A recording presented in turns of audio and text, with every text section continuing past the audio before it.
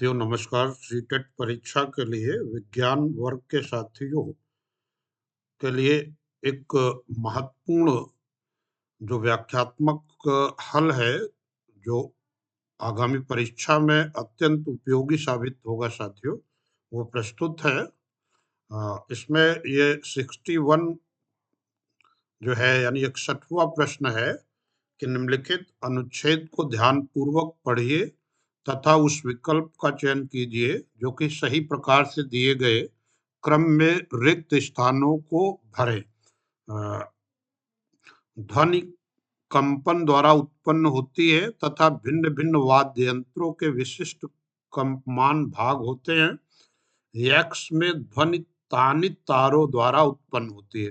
तो साथियों, तानित तारों द्वारा जो ध्वनि उत्पन्न होगी वो सितार, गिटार, इकतारा, इनमें जो है तने हुए तार से उत्पन्न होगी। यानी आगे फिर देख लेते हैं।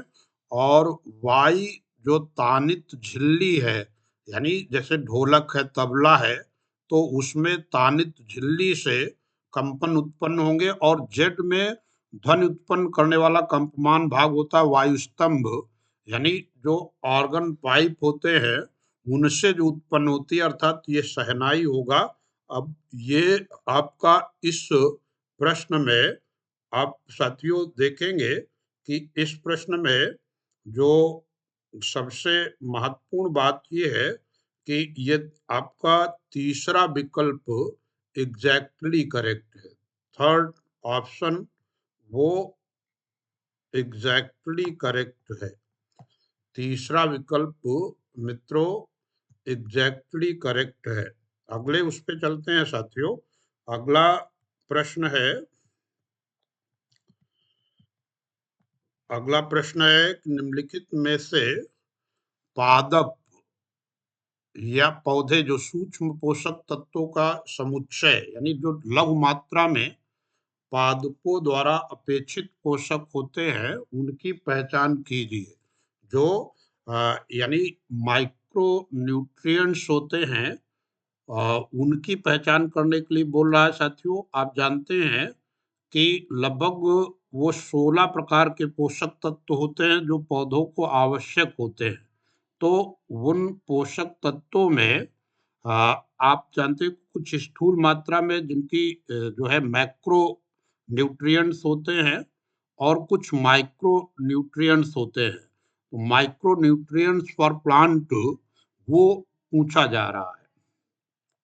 इसमें साथियों जो पहले आप पॉइंट लिख भी लें, जिससे ये आपको आगे की परीक्षा में वो काम आए। तो यहाँ पे जो मैक्रो होते हैं वो nitrogen, phosphorus, potassium, carbon, hydrogen, oxygen, और ये कह लीजिए कि आप शार्ट में इसे लिखिए जिससे याद भी रहे कि जो मैक्रो न्यूट्रिएंट्स होते हैं वो जिन्हें यानी जिनकी स्थूल मात्रा पौधों को जरूरत होती है वो एनपीके और सीएचओ होते हैं। एनपीके, सीएचओ ऐसे होते हैं जिनकी पर्याप्त मात्रा पौधों को जरूरत होती है।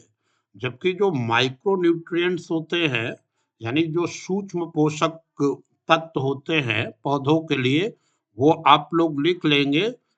उसमें copper, iron, manganese, molybdenum, nickel, zinc, boron, chlorine, ये माइक्रो लेवल पर यानी बहुत सूक्ष्म मात्रा आवश्यक होती है। ये इनका जो प्रमुख रूप से ये एंजाइम निर्माण में और ये कहिए कि फोटोसिंथेसिस प्रक्रिया में इनका बहुत बड़ा रोल होता है। तो आप ये पॉइंट नोट कर लें कि जो माइक्रो न्यूट्रिएंट्स होते हैं पौधों के लिए वो boron, chlorine, copper, iron, manganese, molybdenum, nickel और जिंक होते हैं। तो जैसे ये क्या है कि आप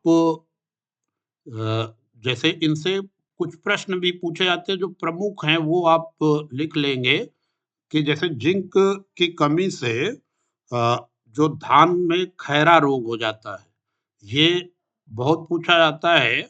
और जैसे मॉलिब्डेनम की कमी से वो समस्या आती है कि वो हरिमहीनता खोने लगती हैं पत्तियां। और इसी तरीके से आप जानते हैं कि जो क्लोरोफिल होता है उसमें मैग्नीशियम एक पाया जाता है। तो ये भी बहुत बार पूछा गया साथियों। तो ये मैक्रो में आप एनपीके सीएचओ ऐसे करके याद रखें। और ये जो माइक्रो न्यूट्रिएंट्स हैं उनमें आप boron, chlorine, copper, iron, manganese, molybdenum, nickel, zinc, ये आप याद रखेंगे।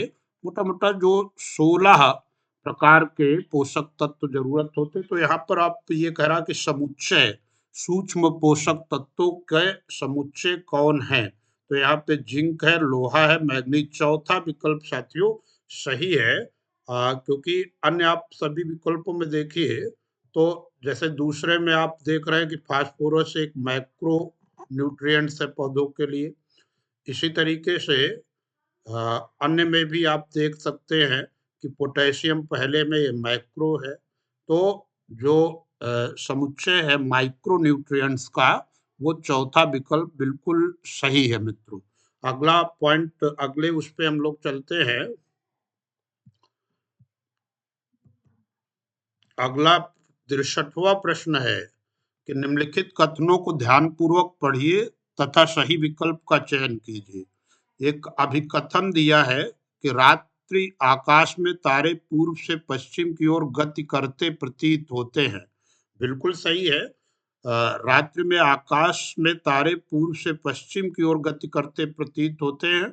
और उसका कारण साथियों ये होता है कि जो पृथ्वी हमारी है वो अपनी धुरी पर पश्चिम से पूर्व वो घूर्णन करती है। तो ये कथन तर्क क्या दे रहे हैं कि पृथ्वी पश्चिम से पूर्व दिशा में घूर्णन करती है। तो इसके विपरीत दिशा हो जाती है। रात्रि आकाश में तारे पूर्व से पश्चिम की ओर गति करते प्रतीत होते हैं। यानी ये जो अभिकथन है, असर्शन और तर्क, ये दोनों सही है। और एक की सही व्याख्या वो आर द्वारा की जा रही है। अर्थात ये पहला विकल्प ही आपका साथियों एग्जैक्टली करेक्ट है। अगले प्रश्न की ओर बढ़ते हैं। अगला प्रश्न मित्रों ये है कि निम्नलिखित कथनों में से कथन लोहे में जंग लगने के संबंध में सही है। तो साथियों लोहे में जो जंग लगती है वो जंग का जो कारण होता है वो आप जानते हैं कि लोहे में जंग लगना एक रासायनिक अभिक्रिया है, केमिकल रिएक्शन है। और ऑक्सीजन और जल की उपस्थिति में ये लोहे में रस्टिंग प्रारंभ हो जाती है साथियों। अब लोहे में जंग लगना यह एक ऊष्माक्षेपी अभिक्रिया है। दूसरा विकल्प भी बिल्कुल सही है। ये एक्सोथर्मिक रिएक्शन है। और इसमें क्या कह रहे हैं कि यह सामान्य ताप यानी जो रूम टेम्परेचर होता है उस पर हो सकता है, बिल्कुल सामान्य ताप पर भी ये जो जंग लगना वो संभव है। और डी है कि ये उत्क्रमणीय अभिक्रिया है, यानी यह रिवर्सिबल रिएक्शन है। तो rusting of iron is not reversible reaction, actually that is irreversible reaction. क्योंकि क्या आप जो है जंग जो है जंग से नष्ट हुए लोहे को पुनः आप लोहे में बदल नहीं सकते। और आप जानते हैं कि रासायनिक परिवर्तन जो प्रमुख रूप से वो इरिवर्सिबल इन नेचर। तो यहाँ पे साथियों डी कथन गलत है। बाकी ए बी सी वो कथन एग्जैक्टली सही है। अर्थात आपके लिए चौथा विकल्प वो पूरी तरीके से ये सही है। साथियों आपको एक और पॉइंट यहाँ नोट कर लेना चाहिए कि लोहे को जंग से बचाने के लिए वो क्या कर दिया जाता है, जिंक का ऊपर वो गैल्वेनाइजेशन की प्रक्रिया द्वारा जिंक की परत चढ़ा दी जाती है। और आप जानते हैं कि जिंक जो है वो हमारी जो रिएक्टिव सीरीज है धातुओं की उसमें वो लोहे से नीचे है, और वो ये कहिए कि वो कम अभिक्रियाशील है, और वो लोहे को रिप्लेस भी नहीं कर सकता जिंक, और सुरक्षा जरूर प्रदान कर देता है रस्टिंग से। तो ये एक महत्वपूर्ण बिंदु आप लोग नोट कर लेंगे कि लोहे को जंग से बचाने के लिए जो है गैल्वनीकरण या गैल्वनाइजेशन की प्रक्रिया को अपनाया जाता है, और इस प्रक्रिया में लोहे पर जिंक की एक पतली परत चढ़ा दी जाती है। अगला प्रश्न है साथियों, अगला है कॉलम ए में दिए गए पदार्थों का कॉलम बी में दिए गए उनके रासायनिक नामों के साथ सुमेलित कीजिए। तो यहाँ पे साथियों ये बहुत आसानी से आप हल कर सकते हैं। जो बुझा चूना होता है वो कैल्शियम हाइड्रोक्साइड, आपको लिखते भी चलेंगे भाई। बुझा जो चूने के दो रूप होते हैं, चूना पत्थर होता है, बुझा चूना होता है यानी CaOH का होल ट्वाइस, और जो चूना पत्थर होता है वो CaCO3 होता है, और एक और होता है जो CaO होता है यानी कली चूना के रूप में आप कह सकते हैं। तो आप इसमें ए को आप मिला देंगे कैल्शियम हाइड्रा ऑक्साइड, अर्थात चौथे विकल्प से मिल रहा है। फिर सादा नमक जो प्लेन नमक होता है वो आप जानते हैं सोडियम क्लोराइड होता है, अर्थात NaCl होता है।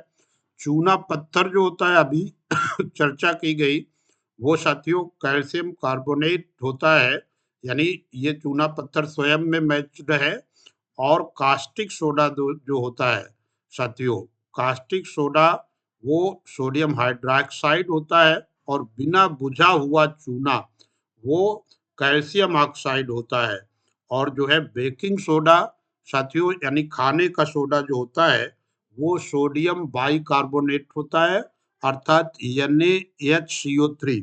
और सोडियम बाइकार्बोनेट का बहुत प्रयोग होता है, हमारा जो बेकरी इंडस्ट्री है उसमें सोडियम बाइकार्बोनेट यानी NaHCO3 का व्यापक प्रयोग किया जाता है। इसके अतिरिक्त साथियों सोडियम बाइकार्बोनेट का प्रयोग वो अग्निशामक यंत्रों में किया जाता है, जो फायर एक्सटिंग्विशर्स होते हैं उनमें किया जाता है। एक पॉइंट यहाँ आप बढ़ा लीजिए कि जो फायर एक्सटिंग्विशर होते हैं उसमें सोडियम बाइकार्बोनेट का जो है प्रयोग के साथ साथ अलग अलग तरीके के फायर एक्सटिंग्विशर होते हैं। किसी में कार्बन डाइऑक्साइड का प्रयोग होता है तो किसी में कार्बन टेट्राक्लोराइड अर्थात CCl4 का भी प्रयोग होता है। यहाँ पे साथियों जो कास्टिक सोडा होता है वो कई अन्य उद्देश्यों में उसका प्रयोग, हालांकि अभी आगे मैं अन्य बातों से जोड़ दूंगा। अभी आप ये मैचिंग कर लें कि बुझा चूना हो गया कैल्शियम हाइड्रोक्साइड, ए का चौथा सही है। तो ए का चौथा कैल्शियम हाइड्रोक्साइड ए का चौथा आपका पहले ही विकल्प में है और अंतिम विकल्प में है। और सादा नमक यानी Cl है जो अंतिम है, यानी छठा विकल्प है सादा नमक। तो सादा नमक छठा यानी दो ही से मैच हुआ जा रहा मित्रों, अर्थात आपका ये जो पहला विकल्प ही वो बिल्कुल मैच्ड है, बिल्कुल सही है। आप इसे जो है लिख लेंगे, पहला सही है विकल्प। इसके बाद साथियों अगले उस पे चलते हैं। वैसे बहुत सारे रासायनिक कंपाउंड जो होते हैं उनके दैनिक जीवन में प्रयोग बहुत पूछे जाते हैं सीटेट परीक्षा में। तो साथियों ये टेबल बना करके आप लोग तैयार कर लें। अब इसके बाद जो है ये छठवां प्रश्न है कि सही कथन या कथनों की पहचान कीजिए। तथ्य एक अवलोकन है जिसे समयोपरि बारंबार सही पाया गया।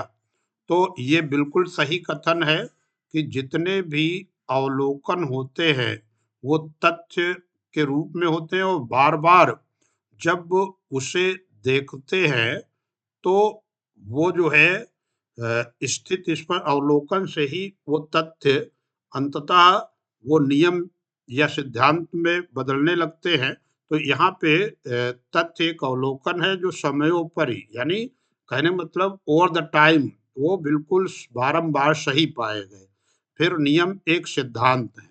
तो थ्योरी जो है जब बार बार सही पाई जाती हैं तो वही लॉ बन जाता है यानी प्रिंसिपल बन जाता है। जब सिद्धांत यानी थ्योरी कन्वर्टेड इनटू लॉ वो कब जब बिना समय यानी समय पर निर्भर हुए वो सदैव सत्य पाए जाते हैं। अर्थात ये जो 66वां प्रश्न है मित्रों उसमें दूसरा विकल्प बिल्कुल एग्जैक्टली करेक्ट है और इस पे अवलोकन और इन्फरेंस अनुमान इन पर आधारित साथियों बहुत प्रश्न विज्ञान में आते हैं। तो इनका एक कॉन्सेप्ट आपको पहले से ही बताया गया उसको ध्यान में रखिएगा। अगला है निम्नलिखित लेख को पढ़िए कि जब ऋणात्मक रूप से आवेशित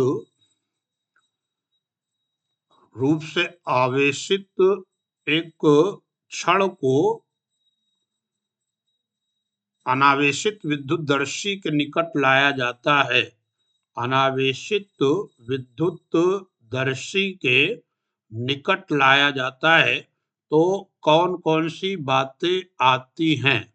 तो अब आप देखिए यहाँ पे पहला कह रहा है कि ए विद्युतदर्शी पत्तियां एक दूसरे से और दूर जाएंगी। बिल्कुल सही है क्योंकि वो आवेशन होगा और समान आवेश इंडक्शन के कारण क्या होगा कि ऋणात्मक जब रॉड लाया जाएगा तो उन पत्तियों पर वो धनात्मक आवेश आ जाएगा। धनात्मक आवेश जब दोनों पत्तियों में होगा तो वो पत्तियां दूर जाएंगी। ठीक है, दोनों विद्युतदर्शी पत्तियां समान आवेश अर्जित करेंगी।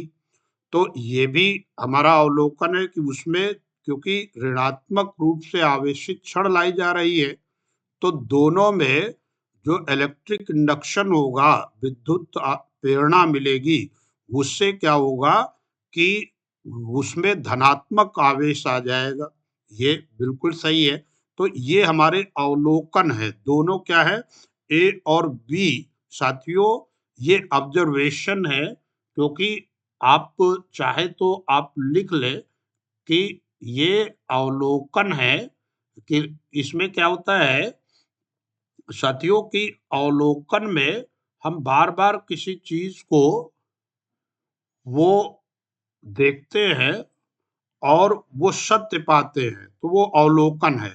और इन्फरेंस जो होता है कि जो पूर्व ज्ञान आप पॉइंट लिख भी लेंगे कि जब हम अपने पूर्व ज्ञान के आधार पर अवलोकन की व्याख्या करते हैं तो उसे हम अनुमान या इन्फरेंस कहते हैं। इन्फरेंसेस जो अनुमान लगाए जाते हैं वो इसी के पूर्व ज्ञान से हम जोड़ करके बात को वो पूरा करते हैं।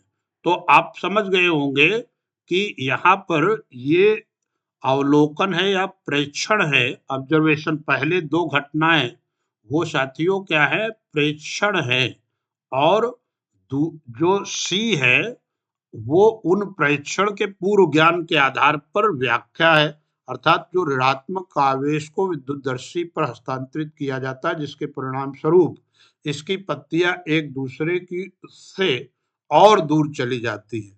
तो ये बिल्कुल सही है कि भाई समान आवेश एक दूसरे से प्रतिकर्षित करते एक दूसरे को इसलिए पत्तियां और दूर चली जाती हैं। अर्थात आपका ये जो दूसरा विकल्प वो पूरी तरीके से सही है कि पहले दो अवलोकन है ऑब्जर्वेशन है जबकि जो सी पॉइंट है वो क्या है साथियों वो हमारा अनुमान है क्योंकि हम अपने पूर्व ज्ञान के आधार पर उसे पुष्टि दे रहे हैं। अब आगे बढ़ते हैं। 68वां प्रश्न है कि निम्नलिखित में कौन सी गैसें अम्लीय वर्षा के लिए उत्तरदायी हैं। तो अम्लीय वर्षा के लिए जो उत्तरदायी गैसें हैं उनमें आप जानते हैं कि जो एसिड रेन है उसमें सल्फ्यूरिक एसिड और नाइट्रिक एसिड वो पहली वर्षा या पहली कई 2-3 वर्षा में वो अम्ल में परिवर्तित होकर के उनका कुछ अंश जल का वो वर्षा के जल के साथ सतह पर आता है। तो क्योंकि उसमें सल्फर डाइऑक्साइड जब जल से अभिक्रिया करता है तो सल्फ्यूरिक अम्ल बना देता है और साथियों नाइट्रिक ऑक्साइड जितने होते हैं यानी नाइट्रोजन के ऑक्साइड जो होते हैं वो जल से अभिक्रिया करके नाइट्रिक एसिड बना देते हैं। तो यहाँ पे साथियों जो जिम्मेदार गैसें हैं वो डी और ई सल्फर डाइऑक्साइड वो जल से अभिक्रिया मित्रों करेगा तो सल्फ्यूरिक अम्ल और नाइट्रिक ऑक्साइड जल से अभिक्रिया करेगा तो वो जो है नाइट्रिक अम्ल बना देगा। अर्थात ये चौथा विकल्प पूरी तरीके से वो सही है। आप चौथे विकल्प को सही करिए। अगले पॉइंट पे चलते हैं। अगला प्रश्न है साथियों कि निम्नलिखित में से कौन सा परिकल्पना करने के कौशल का निर्देशक नहीं है। तो साथियों आपको बता दें कि परिकल्पना करने का कौशल, एक मिनट एक इंग्लिश का इसका वर्जन देख लिया जाए। हाँ, हाइपोथेसिस स्किल जो होती है उससे जुड़ा है ये प्रश्न। तो हाइपोथेसिस स्किल के संदर्भ में कौन कौन सी चीजें आती है। तो आप जानते हैं कि जो हाइपोथेसिस का कौशल या परिकल्पना के कौशल के निर्देशक में अवलोकन करना, चरों की पहचान करना, आप लिख ले चूंकि ये आ भी सकता है, अवलोकन करना इसमें शामिल होता है और जो वेरिएबल्स हैं यानी चर हैं उनकी पहचान करना। फिर इसी में आ जाता है खोजपूर्ण प्रश्न बनाना और मौजूदा ज्ञान के आधार पर अनुमान लगाना। ये 4 पक्ष साथियों शामिल होते हैं। तो आप इसमें देखिए कि कौन नहीं है। तो खोजबीन तक ले जाने वाले प्रश्न बनाना ये तो है भाई हाइपोथेसिस में। और 2 है कुछ सिद्धांतों के विषय में अवलोकनों अथवा संबंधों की व्याख्या करने का प्रयास करना। हाँ, फिर है सूचना एकत्र करने के लिए ज्ञानेंद्रियों का उपयोग। तो ऐसा जो है using the senses to gather information जैसी बातें बिल्कुल नहीं होती है। यहाँ पे परिकल्पना हाइपोथेटिकल थिंकिंग होती है। तो ये चीज इसमें फिर किसी प्रयोग के लिए चरों की पहचान करना ये तो है ही है, हमने लिखवाया आपको। तो यहाँ साथियों ये तीसरा विकल्प बिल्कुल एग्जैक्टली करेक्ट होगा। सूचना एकत्र करने के लिए ज्ञानेंद्रियों का उपयोग करना। अगला पॉइंट है निम्नलिखित में से सही कथनों की पहचान कीजिए। इसमें ये कह रहा है कि सामान्यतः आधातु जल के साथ अभिक्रिया नहीं करते। तो ये साथियों बिल्कुल सही है। सामान्यतः जितने भी नॉन मेटल्स होते हैं वो जल से अभिक्रिया नहीं करते हैं। ये बिल्कुल बात सही है। जो भाई आप जानते हैं धातुएं कौन सी हैं वो कि कार्बन है, सल्फर है, ये ब्रोमीन है, क्लोरीन, ये सब अधातुओं के श्रेणी में है। और ये साथियों अधातुएं वो जल से अभिक्रिया सामान्यतया नहीं करती हैं। ये पॉइंट आप चाहे तो इसे नोट कर लेंगे। जल से अभिक्रिया नहीं करती हैं ये पॉइंट आप लोग नोट कर लेंगे। और फिर एक पॉइंट इसमें ये है कि सामान्यतया अधातु अम्लों के साथ अभिक्रिया नहीं करते। तो अधातुएं वो अम्लों के साथ भी अभिक्रिया नहीं करते हैं। ये कह लीजिए कि वो अम्लों के प्रति वो उदासीन होते हैं। ये दोनों पॉइंट याद रखेंगे। सामान्यतः जो बात कह रहा है, तो ये गुणधर्म आपको अधातुओं के संदर्भ में आप नोट कर लेंगे, तो इसमें दोनों सही है।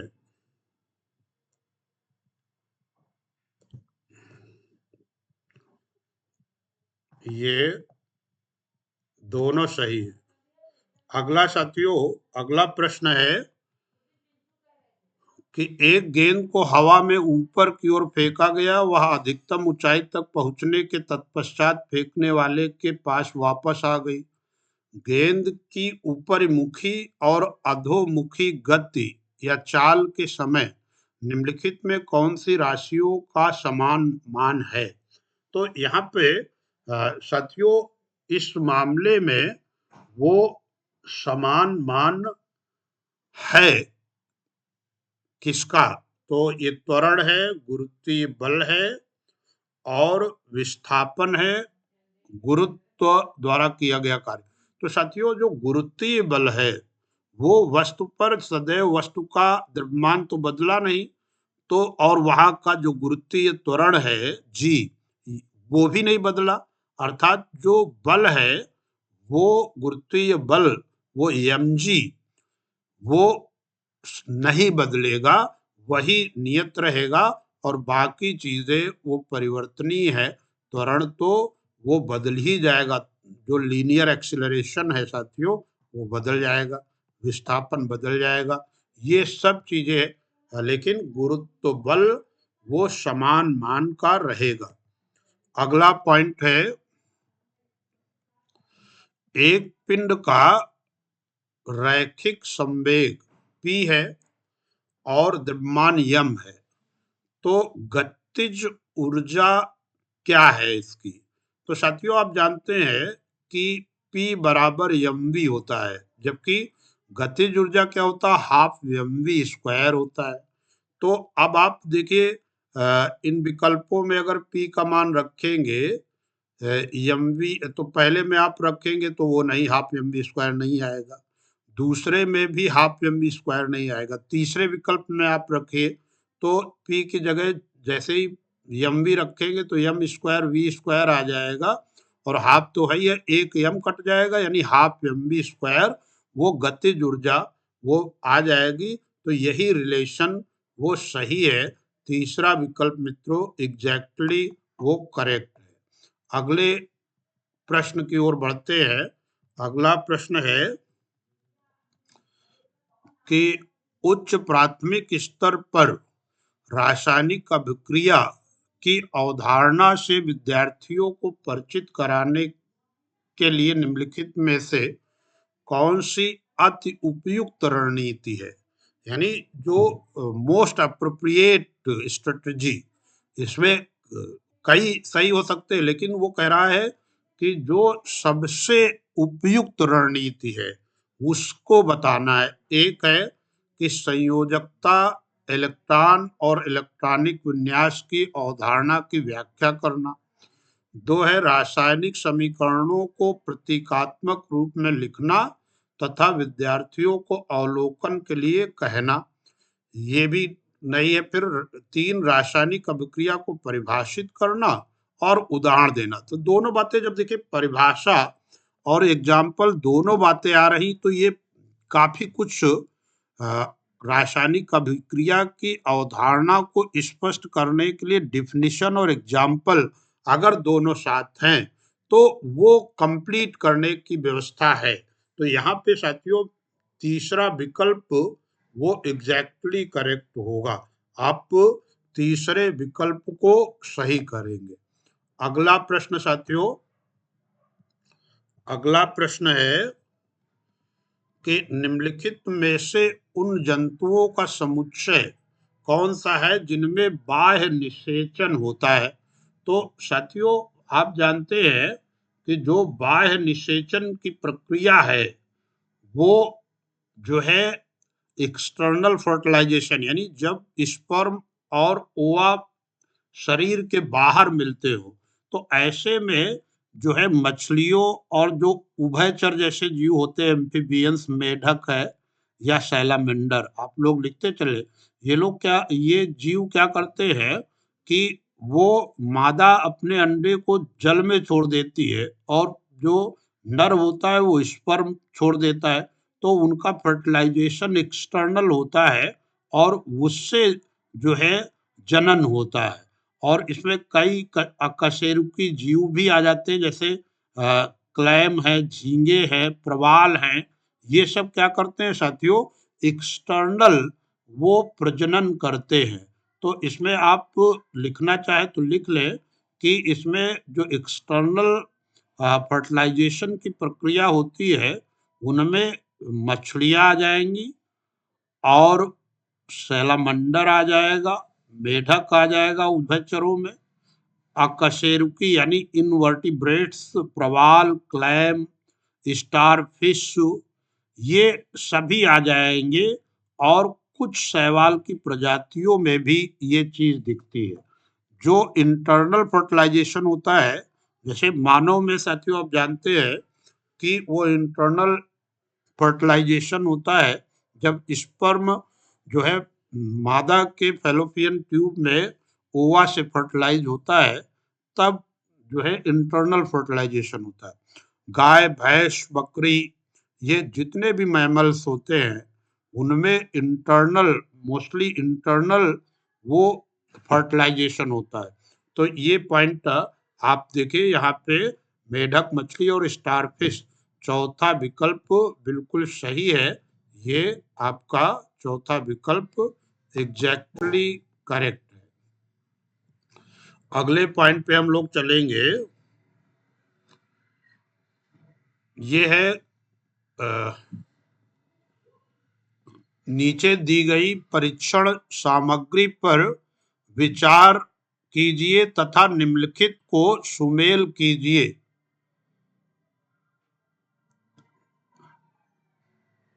निम्नलिखित को सुमेल कीजिए। कॉलम ए और कॉलम बी दिया गया है। इसमें साथियों एक तरफ वो राशियां दी गई है और दूसरी तरफ इकाइयां दी गई हैं। और वो कह रहा है कि जैसे बल की इकाई वो नीचे न्यूटन है और लौह चिन्ह वो भी एफ दिया गया, हाइड्रोक्लोरिक अम्ल का सूत्र HCl दिया गया, कार्य की इकाई जूल है, चांदी का चिन्ह Ag है, बैटरी का चिन्ह भी दिया गया।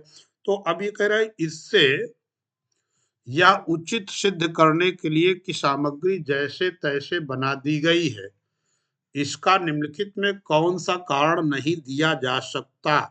कौन सा कारण नहीं दिया जा सकता? तो एक है कॉलम ए में किसी प्रविष्टि के लिए कॉलम बी में अधिकतम 2 युक्त युक्त प्रविष्टियां हैं, तो नहीं दिया जा सकता। अच्छा, दो कॉलम ए और बी में असमान प्रविष्टियां हैं, तो ये तो कॉलम ए और बी में असमान प्रविष्टियां तो हैं, है, और कॉलम बी में अधिकतम 2 युक्त युक्त प्रविष्टियां हैं। फिर मिलते हुए युग्मों का सरलता से अनुमान लगाया जा सकता है, ये लगाया जा सकता है। और प्रविष्टियों के बीच में विसंगति है, तो ये प्रविष्टियों के बीच में विसंगति ये थोड़ा सा दिख रहा है कि इसमें अधिक दे दिया गया है बी कॉलम में प्रविष्टियां, जबकि आप देखें एक कॉलम में 6 है प्रविष्टियां, इसमें 7, तो कुछ विसंगति अवश्य है। अर्थात इस प्रश्न में मेरे हिसाब से प्रविष्टियों के बीच में जो विसंगति है वही गलत है। अच्छा, कॉलम ए में किसी प्रविष्टि के लिए कॉलम बी में अधिकतम 2 युक्त युक्त प्रविष्टियां हैं किसी प्रविष्टि के लिए। एक मिनट, हाँ ये भी सही है, किसी एक प्रविष्टि के लिए अधिकतम 2 प्रविष्टियां हैं। हाँ बिल्कुल सही है। जो जो है लेकिन जूल और कैलोरी वो लगभग कार्य ऊर्जा अगर आप एक मान के चले तो लगभग वो चीजें आ रही हैं। यहाँ पे बस प्रविष्टियों के बीच में विसंगति भी देखी जा रही है, क्योंकि ये जो है आप देखें तो 4 ही सबसे उत्कृष्ट लग रहा है। प्रविष्टि के बीच विसंगति कौन सा नहीं है, लेकिन पूछ रहा है इसमें। 1 मिनट मित्रों, कौन सा नहीं है, कारण नहीं है। तो यहाँ पे कॉलम ए में किसी प्रविष्टि के लिए कॉलम बी में अधिकतम 2 युक्त युक्त प्रविष्टियां हैं, तो किसी प्रविष्टि के लिए 2 बी में कोई नहीं है, क्योंकि कैलोरी जो होता है वो साथियों ऊष्मा का है, ऊर्जा का है, लेकिन वो कार्य के लिए जूल है। तो मेरे हिसाब से ये असमान प्रविष्टियां तो आई हैं, मिलते हुए युग्मों का सरलता से अनुमान लगाया जा सकता है, ये भी सही है।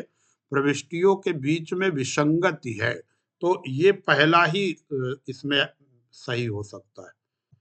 पहला आप सही करिए, क्योंकि किसी भी प्रविष्टि के लिए बी कॉलम में 2 नहीं है।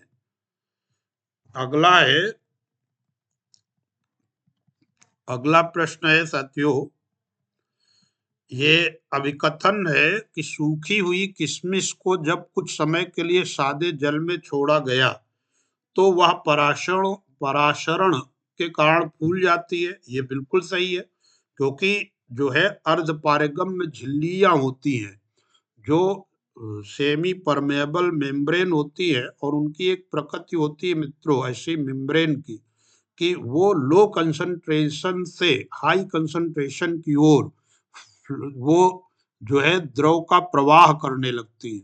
तो आप जो किशमिश के अंदर का भाग है उसमें कंसंट्रेशन अधिक है और बाहर जल का कंसंट्रेशन कम है, तो नेचुरली फ्लो होने लगेगा, तो भाई किशमिश फूल जाएगी। या चने को ही ले लीजिए कि चना आप जब पानी में भिगोते हैं तो वो मेम्ब्रेन से जल के अणु तो जाने लगते हैं, लेकिन जो उसके अंदर चने के अंदर अणु है वो बाहर नहीं आते। तो पादप कोशिकाओं में वर्णात्मक रूप से पारगम्य कोशिका झिल्ली होती है। तो ये दोनों सही है, और एक की सही व्याख्या भी वो आर द्वारा मित्रों की जा रही है। तो आप इसे पहला विकल्प पूरी तरीके से इसमें सही है। अगले प्रश्न की ओर चलते हैं। उच्च प्राथमिक स्तर पर अभावजन्य रोग यानी डिफिशियंसी डिजीजेस के बारे में के विषय में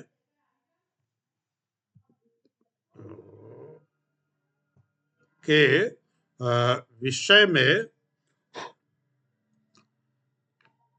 विषय को प्रस्तुत करने के निम्नलिखित में कौन सी सबसे उपयुक्त रणनीति होगी। तो सबसे उपयुक्त रणनीति होगी कि संतुलित आहार की परिभाषा प्रदान करना तथा अभाव की अवधारणा को प्रस्तुत करना। ऐसा अवधारणाओं से कोई बात बच्चे नहीं समझेंगे, और परिभाषा क्योंकि बच्चों को अभावजन्य रोगों के विषय में प्रस्तुत करना। फिर 2 है अभावजन्य रोगों से संबंधित डॉक्टर के प्रदर्शन की व्याख्या कर उस पर परिचर्चा करना। 1 minute English version. Arrange for a doctors prescriptions pertaining to a deficiency disease and hold a discussion around it।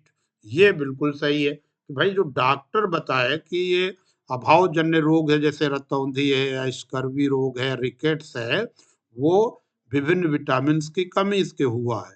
अब उसमें जो प्रेस्क्रिप्शंस देता है डॉक्टर, उस पे परिचर्चा अगर की जाएगी तो बच्चे वो ज्यादा बेहतर सीख पाएंगे। अर्थात तो आप यहाँ पे दूसरा विकल्प एग्जैक्टली करेक्ट है। अगले प्रश्न की ओर चलते हैं साथियों। निम्नलिखित में से कौन श्रेष्ठ रूप से विज्ञान संदेहवाद को बढ़ावा देता है। तो साथियों विज्ञान संदेहवाद को बढ़ावा देता है, बिल्कुल सही है, क्योंकि ये जो है विज्ञान पूरी तरीके से संदेह पर ही आधारित है, जिसका अर्थ यह है कि तथ्यों और सबूतों की मांग करता है, दावों पर आंख बंद करके विश्वास नहीं करता है, हर चीज पर सवाल उठाता है। जब तक कि ठोस और विश्वसनीय प्रमाण न मिल जाए, तो यही वैज्ञानिक ज्ञान को मजबूत करता है, उसे और विश्वसनीय करता है।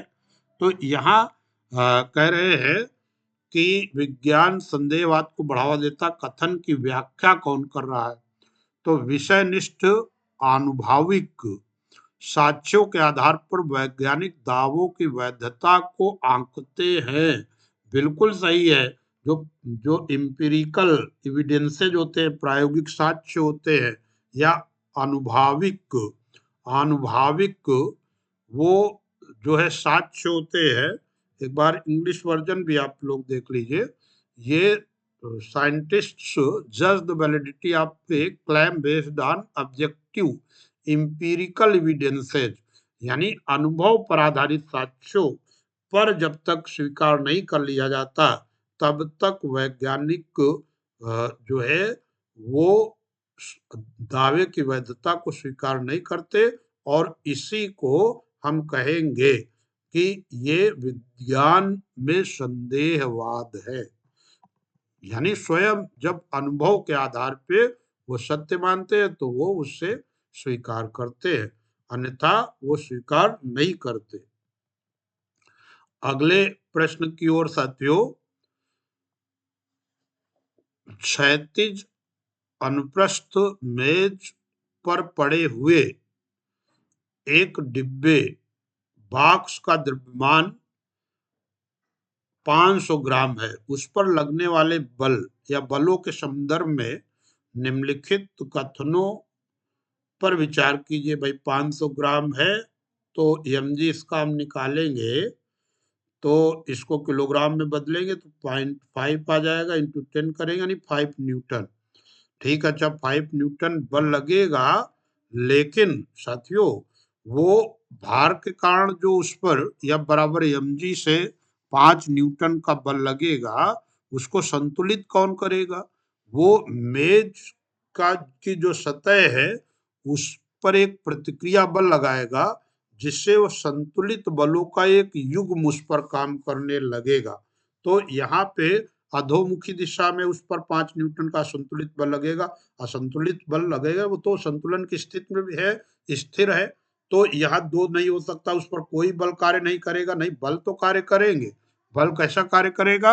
एक तो वो जो है वो गुरुत्वाकर्षण बल जो लगेगा 5 न्यूटन का, वो नीचे की ओर लगेगा, लेकिन प्रतिक्रिया बल जो साथियों मेज की सतह से विपरीत दिशा में लगेगा, यानी एक दूसरे को न्यूट्रलाइज कर देंगे, इसलिए संतुलित बलों का एक युग्म या युगल उस पर कार्य करेगा।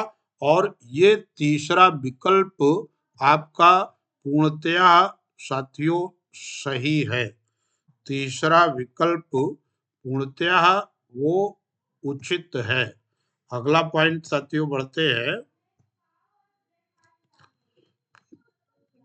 कि यक्ष एक यंत्र है जिसका प्रयोग कोनों के इर्द गिर्द यानी राउंड द कॉर्नर देखने के लिए किया जाता है, और वाई के सिद्धांत पर ये कार्य करता है।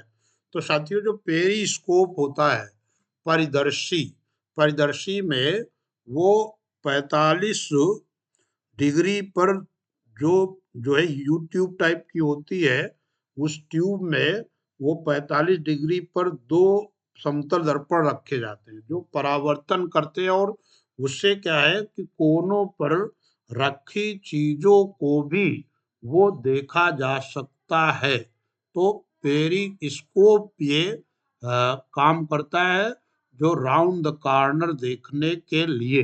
तो यहाँ पे परिदर्शी परावर्तन आप देखें, ये पेरिस्कोप होगा यंत्र, यानी जिसे हिंदी में परिदर्शी कहते हैं, और कार्य किस पे करेगा साथियों?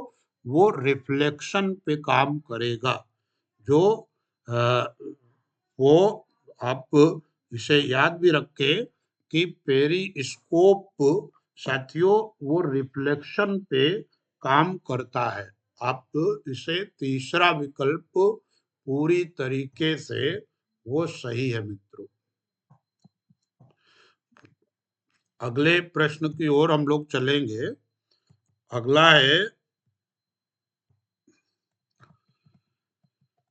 यक्ष और वाई, यानी 81वां प्रश्न है। यक्ष और वाई गाढ़े काले द्रव हैं जिनका प्रयोग सड़कों को पक्का करने के लिए किया जाता है। यक्ष पेट्रोलियम से उत्पन्न है। तो साथियों, जो आप जानते हैं, वो सड़कों पर जो आप लोग डामर जिसे कहते हैं, वो एक्चुअली बिटुमेन होता है। एक तो बिटुमेन होता है जो पेट्रोलियम पदार्थ होता है, यानी जो सबसे नीचे बिल्कुल अपशिष्ट टाइप का होता है। जब पेट्रोलियम शोधन हो जाता है, जिससे हम पेट्रोल डीजल या और जो नेचुरल गैसेस निकाल लेते, तो जो बचता है वो बिटुमेन होता है। और ये गाढ़ा जो है तेल, जो काला इसका प्रयोग वो रोड की सतह के लिए करते हैं। और कोलतार जो होता है वो साथियों कास्ट कोयले से प्राप्त किया जाता है। यानी ये जो दूसरा है वो कोलतार हो जाएगा, कोलतार के वो सॉरी चारकोल हो जाएगा। वो दूसरा, चूंकि वो कह रहा कोयले से उत्पन्न होता है, तो ये जो चारकोल है मित्रों, वो कोयले से प्राप्त होता है। चारकोल चारकोल प्राप्त होता है कोयले से। तो ये आपको पॉइंट याद रखेंगे। कोयले से ये चारकोल प्राप्त होता है, और इसमें क्या होता है, ऑक्सीजन और जल आदि को हटा दिया जाता है, तब ये बनता है। तो ये लेकिन इसमें फिर आप चूंकि इसका बिटुमेन से और कोई बन नहीं रहा है, एक्स चूंकि पेट्रोलियम से उत्पन्न है और वाई कोयले से उत्पन्न है, तो फिर कोल तार ही फिर आप लगाएंगे। क्योंकि एक्स तो आप ये मानिए कि बिटमेन है, बिटमेन वो पहला ही सही है। तो इसमें फिर पहला ही होगा। अगर यहाँ जो है ये पहला विकल्प ही सही होगा और कोई सही नहीं हो सकता। विकल्प के हिसाब से साथियों, आप बिटुमेन या पेट्रोलियम है, और चारकोल भी यदि कोयले से प्राप्त होता है, कोल तार फिर आप उसी के आधार पे मानेंगे। तो अगला पॉइंट है साथियों, अगला है कि 82वां प्रश्न है कि निम्नलिखित में से कौन सा शिक्षक द्वारा कक्षा में प्रदर्शन को कार्यान्वित करने के संदर्भ में वांछनीय नहीं है। शिक्षक, एक मिनट इंग्लिश में, which of the following is not desirable with respect to carrying out of a classroom demonstration by a teacher. अच्छा ठीक है, क्लासरूम डेमोन्स्ट्रेशन। तो एक कक्षा में कार्यान्वित करने से पूर्व प्रदर्शन का अभ्यास करना। दो, ये शिक्षक के लिए है साथियों। दो, समय से पूर्व ही उन अनुबंधों यानी पर बल देना जिनका निर्माण करना विद्यार्थियों के लिए आवश्यक है। फिर है तीन, प्रदर्शन को व्याख्याओं से संपूरक करना, पूरा करना। परिचर्चा के साथ प्रदर्शन का अनुगमन करना। ये चीज शिक्षक के लिए नहीं है, चौथी नहीं है। और बाकी वो तीनों चीजें वो रहेंगी। चौथा आप हटा दीजिए बस। अगला है साथियों, अगला प्रश्न है 83वां कि निम्नलिखित में कौन सा या से कथन सही है। यह है एक, नंबर एक, खाद की अपेक्षा उर्वरक पोषकों के संबंध में अधिक समृद्ध होते हैं। एक मिनट, इंग्लिश वर्जन इसको देखना पड़ेगा। Fertilizers are richer in specific nutrients as compare to manure. अच्छा, मेन्योर यानी ये जो जो है कंपोस्ट होती है मेन्योर, उसके संदर्भ में। तो ये जो है, अच्छा अगला पॉइंट है उर्वरक मृदा की जल धारण क्षमता में वृद्धि करते हैं। ऐसा कुछ नहीं है। उर्वरक मृदा की जल धारण क्षमता में वृद्धि करते हैं, ये ऐसा संभव।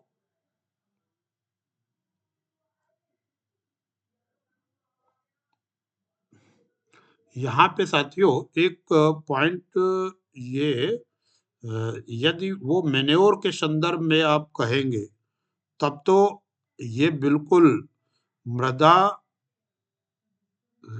लेकिन ये फर्टिलाइजर कह रहा है, तो विशेषकर जो जैविक उर्वरक और खाद होते हैं, अगर उस सेंस में है तब तो ये जल धारण क्षमता में वृद्धि करते हैं, बिल्कुल सही है। उर्वरकों से मृदा को प्रचुर मात्रा में ह्यूमस प्राप्त होता है। ये ह्यूमस तो मिलता है साथियों, वो जो जैसे वनस्पतियों के सड़े गड़े पत्तियों द्वारा, पौधों के अन्य भागों द्वारा ह्यूमस बनता है, जीव जंतुओं के सड़ने से ह्यूमस बनता है, वो नहीं है। उर्वरकों से, चार उर्वरकों से मृदा में मित्र जीवाणुओं की संख्या में वृद्धि होती नहीं। अगर व्यापक उर्वरक, खासकर केमिकल फर्टिलाइजर आप प्रयोग करेंगे तो उससे जीवाणुओं की संख्या और साथियों कम होगी। तो यहाँ पे जो देखा जाए तो केवल आपका जो सही कथन वो दो ही बहुत सीमित पक्ष में है। वो जब ये कह लीजिए कि वो उर्वरक जो बायो फर्टिलाइजर हैं और मेन्योर, उनमें ये विशेषता होती कि वो जल धारण क्षमता को बढ़ा देते हैं। तो ये साथियों आप इसे ध्यान में रखेंगे। ये देखिए जो है उस समुच्चयों को ढूंढिए जो कि कॉलम ए में पादपों का उनके द्वारा प्रदर्शित अलैंगिक जनन, ये अलैंगिक जनन की विधियां है, मुकुलन, बीजाणु रचना, खंडन, ये सब अलैंगिक जनन की विधियां हैं साथियों। तो यहाँ पे आप जानते हैं कि जो गुलाब होता है उसमें वेजिटेटिव प्रोपागेशन होता है, यानी वो कहिए कि कायिक प्रवर्धन होता है। कि आप जानते हैं कि कायिक प्रवर्धन की आप कलम काट के लगा देते हैं तो वो तने से समझो एक नया पौधा बन जाता है। कायिक प्रवर्धन आप जानते हैं जब बीज के अतिरिक्त पौधे के अन्य भाग जैसे तना, जड़, पत्ती से नए पौधे का निर्माण हो तो उसे हम कायिक प्रवर्धन कहते हैं। ईस्ट जो होते हैं, खमीर या ईस्ट, ये ये मुकुलन, इनमें बडिंग होती है और उससे नया अपना बना लेते हैं फर्म। तो इसमें आप देखिए दो ही से मैच हुआ जा रहा है। ये अब गुलाब का हो जाएगा पांचवा, और पांचवा दो में है, एक और तीन में, विकल्प एक और तीन में। फिर बी है मुकुलन एक, यानी पहला ही सही है। और ये आप पहला विकल्प एग्जैक्टली करेक्ट है, इसको आप सही कर लेंगे। और देखिए सी, आप जानते हैं कि वो, सॉरी,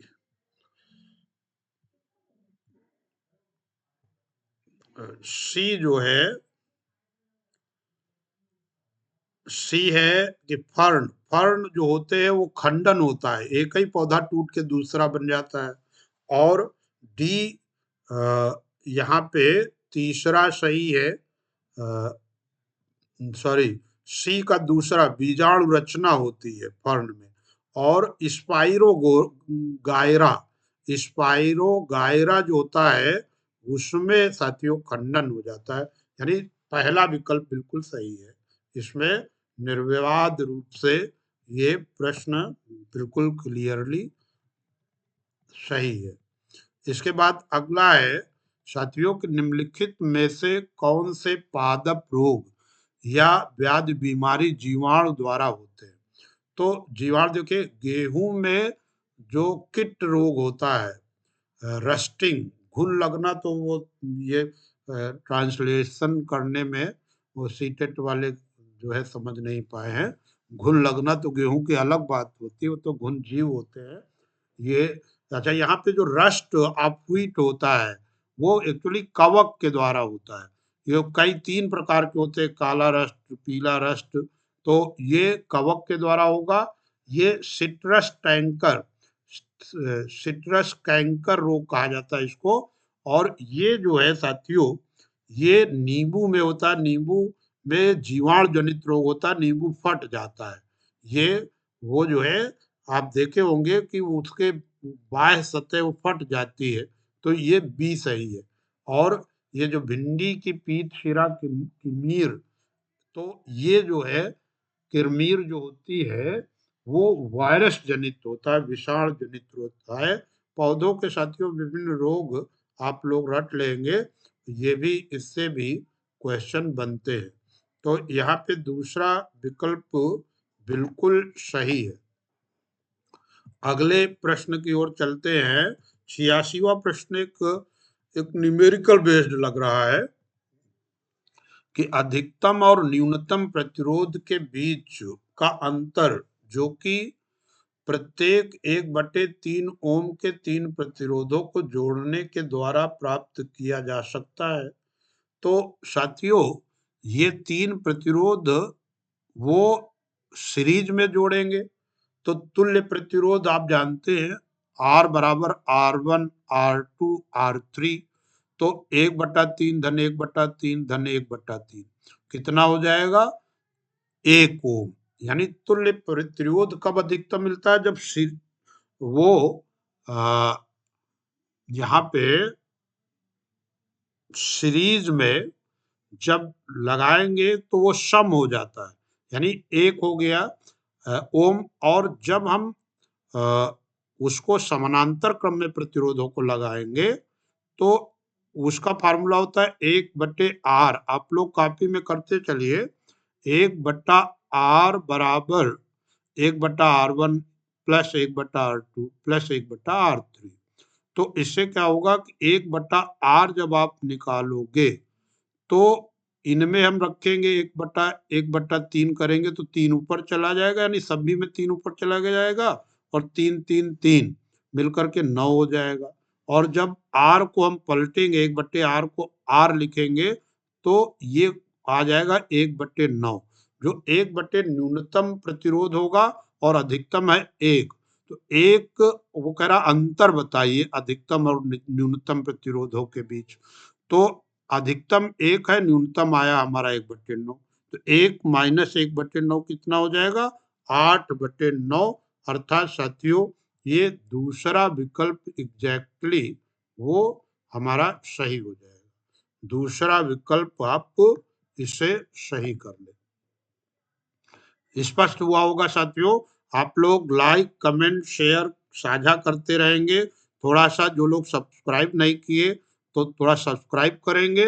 आप हमें कमेंट करके अपने जो भी सकारात्मक नकारात्मक जैसा भी लगे आप लोग मुझे कमेंट कर सकते हैं, और मैं आपको यूट्यूब चैनल के कमेंट बॉक्स के माध्यम से हम रिस्पांस भी देंगे। तो साथियों, आपको ये जो मेहनत की जा रही है वो आपके काम में आए, ऐसी हमारी जो है इच्छा है, और मैं आपको शुभकामनाएं देता हूं कि आप निश्चित रूप से वो अधिक अंकों के साथ 130 अंक लेकर के या उससे अधिक अंक लेकर के आप सफल रहे। तो ये अगला प्रश्न है साथियों। एक शिक्षिका अपने कक्षा 6 के विद्यार्थियों को शरीर में गति पाठ पढ़ाते समय निम्नलिखित प्रतिबिंब दिखाती है, जैसे जल यात्रा करती नाव, तैरती मछली और एक उड़ता हवाई जहाज। वह तत्पश्चात विद्यार्थियों को प्रतिबिंबों की आकृति एवं गति के प्रकार को प्रतिबिंबित करने के लिए कहती है। उत्तर देने के लिए विद्यार्थियों द्वारा निम्न में किनको संभावित रूप से नियोजित किया जाएगा। तो साथियों यहाँ पे वर्गीकरण कर रहे बच्चे और अवलोकन, मेरे हिसाब से ए और बी की दोनों चीजें आ रही, क्योंकि यहाँ पर आगमनात्मकता की तर्कशीलता का कोई विशेष नहीं, न मापन की कोई बात है, बस ए और बी विकल्प इसका पूरी तरीके से वो सही होगा। अगला प्रश्न है साथियों, 88वां प्रश्न है कि कहा जा सकता है कि निम्नलिखित में से सभी में बीज प्रकीर्णन ने पादपों को लाभ पहुंचाया। तो साथियों आप जानते हैं बीज प्रकीर्णन जो है पादपों को लाभ पहुंचाता है, वो कई तरीके से वो लाभ पहुंचाता है, जैसे कि